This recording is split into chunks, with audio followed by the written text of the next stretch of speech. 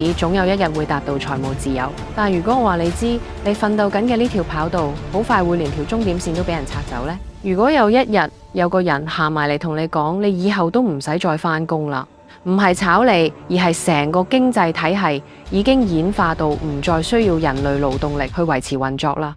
喺2023年嘅英國安全峰會上面，掌管住全球最強科技企業嘅 Elon Musk 對住當時嘅英國首相講咗一句令全世界打工仔聽完都心寒嘅說話。佢話：我哋將會見證一種歷史上最具破壞性嘅力量，我哋將會擁有比最聰明嘅人類仲要聰明嘅嘢。Well, I think we are seeing the most disruptive force in history here. We will have the first time something that is smarter than the smartest human. 然後佢冷靜咁補多一刀，去到某個時刻，工作將會變得毫無意義。你可以為咗個人興趣去工作，但係新技術會包辦晒所有嘢。There will come a point where no job is needed. No job is needed. You can have a job if you want to have a job, but the AI will be able to do everything. 聽到呢度，你可能會問點解 Elon Musk 講我就要信先？原因好簡單，因為佢唔係啲咩風水佬，亦都唔係靠估嘅財演。佢講得出嘅嘢，佢係真係會落手落腳傾家蕩產做翻出嚟俾你睇。由推動電動車普及到可回收嘅火星火箭，佢話做就做。所以佢今次講嘅絕對唔係一個虛無嘅預言，而係佢親自畫緊嘅一張未來施工圖。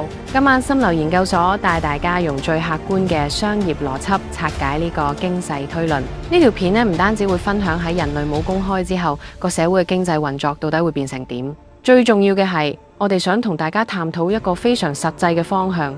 究竟普通人喺呢場產業大洗牌入邊應該點部署呢？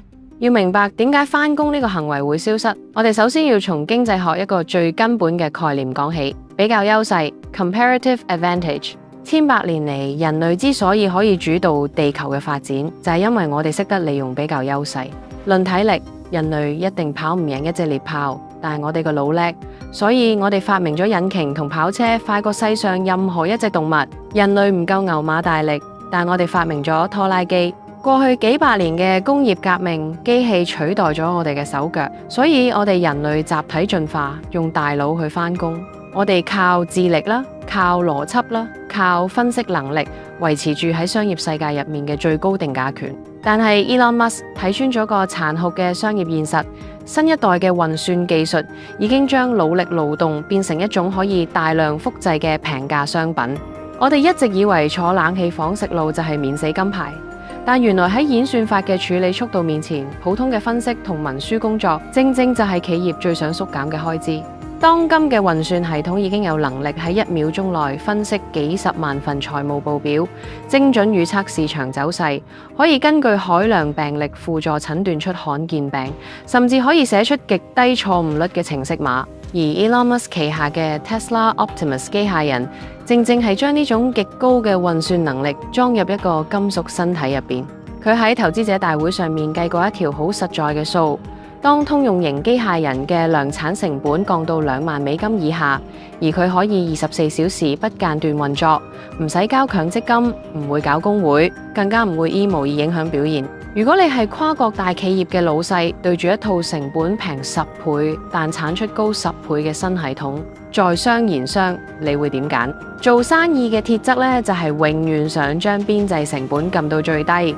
請多個員工，你要出底薪、供強積金兼俾福利，但系統 run 多10萬張單，都只係多幾毫子電費。當維持人手運作嘅成本遠遠貴過新科技嘅時候，成個市場自然會慢慢向低成本轉型。大家要明白，呢個轉變絕對唔係針對你嘅工作態度，亦唔係否定我哋嘅價值。呢個純粹係一條最客觀現實嘅數學題。聽到呢度，你可能會問一個好現實嘅商業問題：如果大部分人都冇公開，咁啲有錢佬整出嚟嘅服務同產品又賣俾邊個呢？成個經濟體系又會變成點呢？呢個呢，就係 Elon Musk 拋出嚟嘅第2個震撼彈。佢認為未來嘅經濟模式會出現一次基因突變，由我哋熟知嘅全民基本收入進化成全民高收入。You'll be able to ask for anything, and we won't have universal basic income. We'll have universal high income. Really, I think everyone will have access to this magic genie. 試想像下，當種植、運輸、建築，甚至基本嘅醫療分析都可以高度自動化，所有商品同服務嘅生產成本呢會跌到無限接近零。以前呢困擾人類幾千年嘅資源稀缺呢會大幅減少，取而代之嘅係極度富裕。喺呢個物質極度充裕嘅時代，社會嘅運作邏輯會改變。政府或者掌握核心技術嘅巨頭，可以透過向自動化生產力徵稅，然後將財富好似派息咁定期存入市民個戶口。就算你唔返工，都可以維持極高質量嘅物質生活。聽落係咪好似人類終於解決咗生存問題，到達咗完美嘅天堂呢？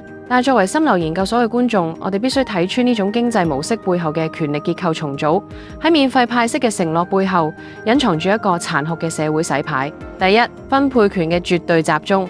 如果所有核心生產資料全部集中喺極少數科技寡頭同政府手上，普通人嘅生活質素就完全取決於系統嘅派發機制。派錢俾你，你可以享受生活，但你失去咗主動爭取更多資源嘅能力。第二，階級流動嘅固化。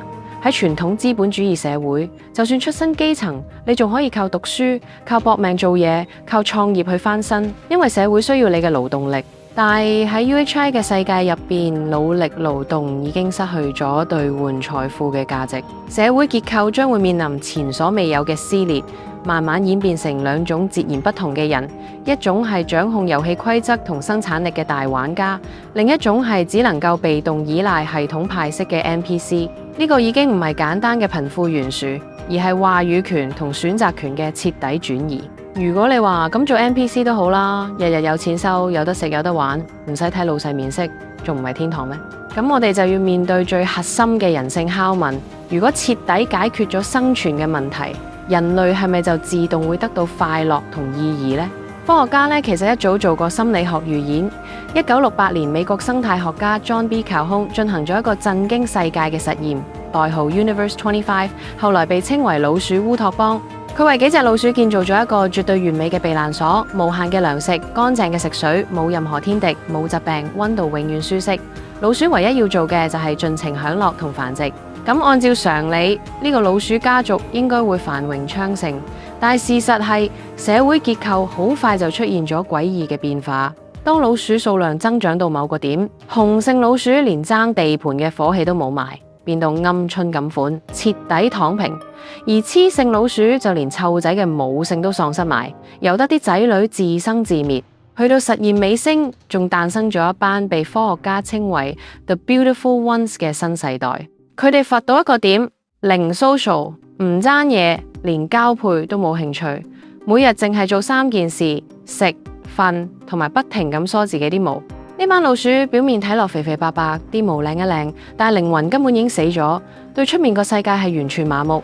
最終明明大把資源、大把嘢食，成個老鼠王國竟然就咁走向滅亡。Calhoun 將呢種現象稱為行為沉淪。佢指出咗一個極度違反直覺嘅心理學真相：生命其實係需要阻力嘅。人類大腦嘅獎賞機制經過咗幾百萬年嘅演化，係設計嚟克服困難嘅。我哋透過解決問題、付出汗水，先可以獲得真正有質感嘅多巴胺。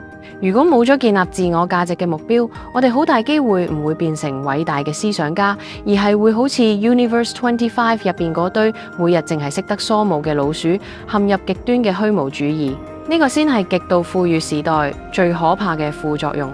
面對咁具顛覆性嘅宏觀推演，我哋頭先承諾過會話俾大家知普通人嘅出路喺邊。其實 Elon Musk 預測嘅工作消失，某程度上係一種解脫。被淘汰嘅係馬克思所講嘅異化勞動 （alienated labour）， 即係嗰啲為咗份糧被逼做毫無創造力嘅重複性勞動。By the way， 馬克思係德國哲學家，馬斯克先係 Elon Musk， 唔好撈亂佢哋個名啊！當系統接管咗執行力，佢反而逼迫我哋去直視一個千古難題：除咗返工，到底咩先係人類價值嘅核心？喺哲學家 Hannah Arendt 嘅名著《The Human Condition》入邊，佢將人類嘅活動分為3個層次：第一係勞動，為咗維持肉體生存而做嘅苦工；第二係工作，製造物品、建設基礎設施嘅行為；第三係行動，人與人之間嘅互動、思想交流、創造意義與歷史。新科技將會完美接本勞動同工作，未來真正能夠令你喺極度富裕嘅時代免於精神崩潰，甚至產生極高商業價值嘅解決方案，就只剩低行動。未來嘅定價權將會出現巨大轉移，呢個就係我哋每個人依家就要開始儲備嘅兩大資產。第一，真實嘅連結。系統可以幫你精準分析出最有效嘅治療方案，但演算法俾唔到你被另一個同類理解同擔憂嗰種真實嘅溫度。虛擬世界越完美，人類就越渴望不完美但真實嘅接觸。未來最昂貴嘅服務唔係冰冷嘅準確度，而係另一個人類願意花時間帶住同理心去陪伴你嘅經歷。如果你識得提供深層次嘅情緒價值同信任感，你就永遠唔會被淘汰。第二，品味與決策。當演算法能夠喺1秒鐘內生成1萬個商業企劃，邊個企劃先最符合人類嘅道德底線呢？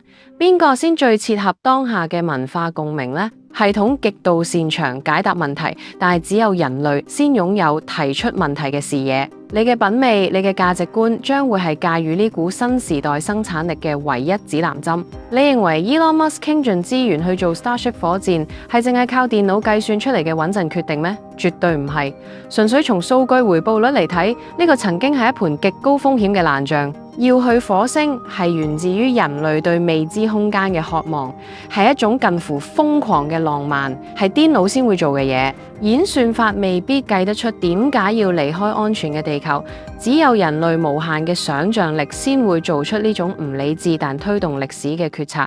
Elon Musk 嘅經濟推演可能喺幾年後初見端倪，亦可能要一段長時間先完全成真。但呢一度產業革命嘅齒輪已經開始轉動。對於毫無準備嘅人，呢個將會係一場焦慮嘅風暴，因為佢哋將自己嘅尊嚴同自我價值全部綁定喺卡片上面嘅 title 同埋每個月出糧嘅數字上面。咁一旦呢啲外在標籤失去意義，佢哋好容易就會跌入老鼠烏托邦嘅迷惘入邊。但係對於睇緊呢條片嘅你嚟講呢，呢個係一次提早覺醒嘅契機。由今日開始問下自己，如果銀行宣布你以後每個月都會無條件收到一筆足夠生活嘅派息，你唔需要再為2餐去返工，你會點樣安排你嘅人生？你仲有冇值得燃燒精力去追求嘅熱情呢？